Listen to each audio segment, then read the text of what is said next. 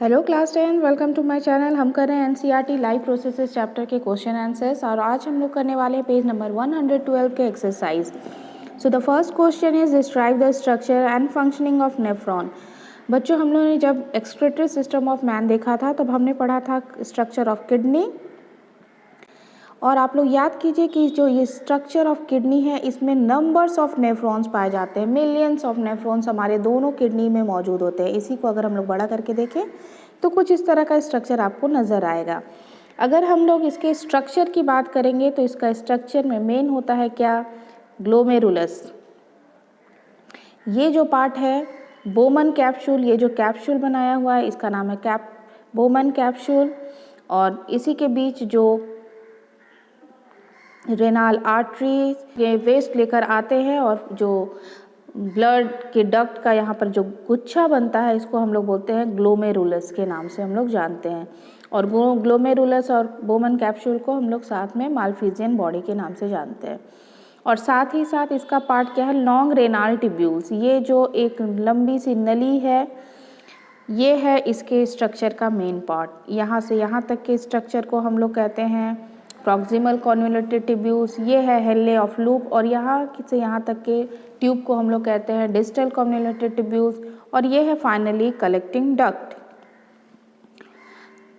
तो वेस्ट जब यहाँ पर बच्चों छन जाता है ना, जब वेस्ट का यहाँ पर फिल्ट्रेशन हो जाता है फिर ये क्या करता है, आगे बढ़ने लगता है। प्रॉक्सिमल कॉन्वोल्यूटेड ट्यूब्यूल्स, फिर हेले ऑफ लूप, फिर डिस्टल कॉन्वोल्यूटेड ट्यूब्यूल्स। बट बहुत बार ऐसा होता है कि कुछ वेस्ट जो होते हैं ब्लड में ही रह जाते हैं और कुछ अच्छे पदार्थ भी बोमन कैप्सूल्स के थ्रू रेनाल ट्यूब में आ जाते हैं। तो इस वक्त क्या होता है कि यहाँ पर प्रॉक्सिमल कॉन्वोल्यूटेड ट्यूब्यूल्स में लगभग ग्लूकोज, एमिनो एसिड, सॉल्ट्स, ये मेजर अमाउंट्स में ये क्या होते हैं, वापस से ब्लड वेसल्स में चले जाते हैं, और वेस्ट जो बचा हुआ है ब्लड से वो वापस से क्या होता है, इस रेनाल ट्यूब में आ जाता है। तो अगर फिल्ट्रेशन के टाइम बोमन कैप्सूल में भी पूरा फिल्ट्रेशन नहीं हो पाया है तो आगे की नलियों में यहाँ पर भी पूरी क्या होती है, ब्लड की नलियाँ, पूरे ब्लड की नलियों का जाल बिछा हुआ रहता है, और वेस्ट पदार्थ जो होते हैं ब्लड से रेनाल ट्यूब में और रेनाल ट्यूब से ब्लड में क्या होता है, हमेशा एंटर करने लगता है ना। और फाइनली जो बिल्कुल वेस्ट होता है वो कलेक्टिंग डक्ट में जाकर के जमा हो जाता है। यही है इसका function. So nephron are filtration unit of kidney which are large in number. Some substances in the initial filtrate such as glucose, amino acids, salt and major amount of water are selectively reabsorbed as the urine flows along the tube. तो main component क्या है इसका, glomerulus, Bowman capsules and long renal tubules. ठीक है, अब हम one by one देखते हैं कि इसका फंक्शन क्या है। तो blood enters the kidney through the renal artery which branches into many capillaries associated with the glomerulus. तो ब्लड जो है वो किडनी में एंटर करता है और उसके बाद रेनाल आर्टरी से होता हुआ ये चला जाता है ग्लोमेरुलस में, और वो बोमन कैप्सूल से द्वारा क्या करता है, बोमन कैप्सूल के द्वारा यहाँ पर वेस्ट को बोमन कैप्सूल में ले लिया जाता है। The water and solute are transferred to the nephron at Bowman capsule. Water और सॉल्यूट जो भी है वो बोमन कैप्सूल में ट्रांसफ़र हो जाते हैं। In the proximal tubule, some substances such as amino acid, glucose and salt are selectively reabsorbed and unwanted molecule are added in the urine. तो जो भी सबस्टांस हमारे काम का है वो वापस से ब्लड वेसल्स में चला जाता है, जैसे कि अमीनो एसिड, ग्लूकोज, सॉल्ट, ये प्रॉक्सिमल ट्यूब्यूल्स में होता है, और जो वेस्ट है वो वापस से रेनाल ट्यूब्यूल्स में आ जाता है।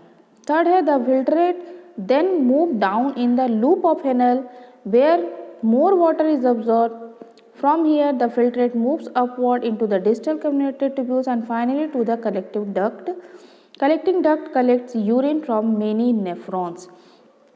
उसके बाद क्या होता है कि जो वेस्ट है आगे हेले ऑफ लूप, ये रहा आपका हेले ऑफ लूप, आगे हेले ऑफ लूप की ओर बढ़ता है और फिर ये डिस्टल कन्वोल्यूटेड ट्यूब्यूल्स की ओर बढ़ता है और फिर वो फाइनली कहाँ जाता है, कलेक्टिंग डक्ट में हो जाता है। इस वक्त भी अगर इसमें कुछ ऐसा पदार्थ बच गया है जो हमारे काम का है तो ये वापस ब्लड वेसल्स में चला जाता है, और ब्लड वेसल्स में अगर कोई वेस्ट है तो वापस ये इस रेनाल ट्यूब्यूल्स में आ जाता है, और फाइनली जो बिल्कुल वेस्ट है वो कलेक्टिंग डक्ट में जमा हो जाता है।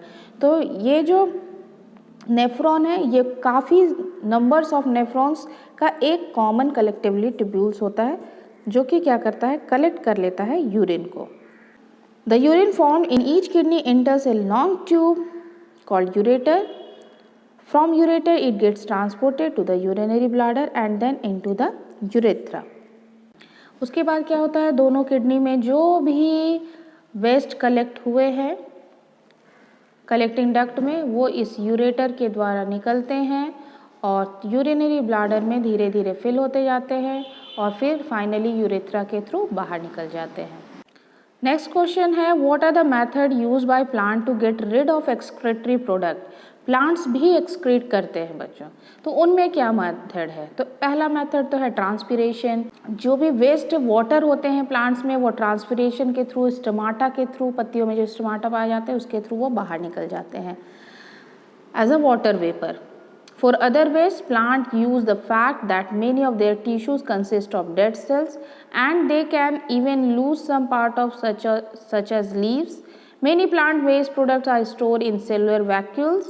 Waste product may be stored in leaves that fall off.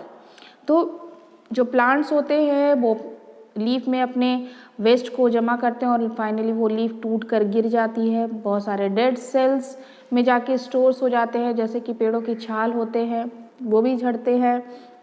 Other waste product are store in resins and gums, भी प्लांट से निकलते हुए आप लोग देख सकते हैं, स्पेशली इन ओल्ड जाइलम में ये स्टोर होते हैं और धीरे धीरे निकलते हुए नज़र आते हैं। Plant also excrete some waste substance into soil around them, वो अपने रूट के थ्रू सॉइल में भी अपने वेस्ट को निकालते हैं। थर्ड क्वेश्चन है, how is the amount of urine produce regulated. Urine का कितना अमाउंट निकलेगा ये कैसे रेगुलेट होता है। तो amount of urine produce depends on the amount of the excess water and dissolve waste present in our body. हमारे बॉडी में कितना वाटर हम लोग ले रहे हैं और कितना वेस्ट बन रहा है इस पर डिपेंड करता है हमारा यूरिन कितना बनेगा। Other factors may be environment and anti diuretic hormone which regulates the production of urine. Other factor है इन्वायरमेंट और दूसरा है एंटी डायरेटिक हार्मोन्स जो हमारे अंदर प्रोड्यूस होता है, ये हमारे यूरिन प्रोडक्शन पर को क्या करता है, रेगुलेट करता है।